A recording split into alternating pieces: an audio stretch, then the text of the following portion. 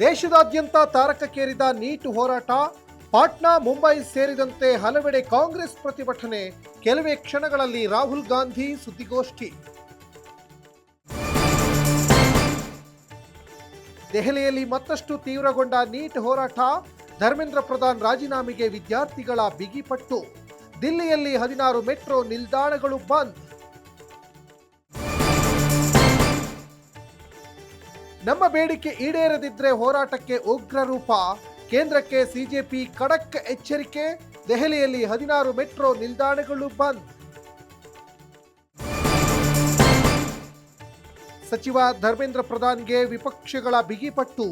ಲೋಕಸಭೆ, ರಾಜ್ಯಸಭೆಗಳಲ್ಲಿ ಗದ್ದಲ, ಕೋಲಾಹಲ. ಕಲಾಪ ನಾಳೆಗೆ ಮುಂದೂಡಿದ ಸ್ಪೀಕರ್ ಓಂ ಬಿರ್ಲಾ. ಕಾಂಗ್ರೆಸ್ ಪ್ರತಿಭಟನೆ ವಿರುದ್ಧ ಸಿಡಿದೆದ್ದ ಬಿಜೆಪಿ. ಬೆಂಗಳೂರು ಕಂಟೋನ್ಮೆಂಟ್ ಬಳಿ ಅಶೋಕ್ ನೇತೃತ್ವದಲ್ಲಿ ಪ್ರೊಟೆಸ್ಟ್. ಶಾಸಕ ಬಿಪಿ ಹರೀಶ್ ತಲೆಗೆ ಮೊಟ್ಟೆ ಹೊಡೆದ ಕೈ ಕಾರ್ಯಕರ್ತರು.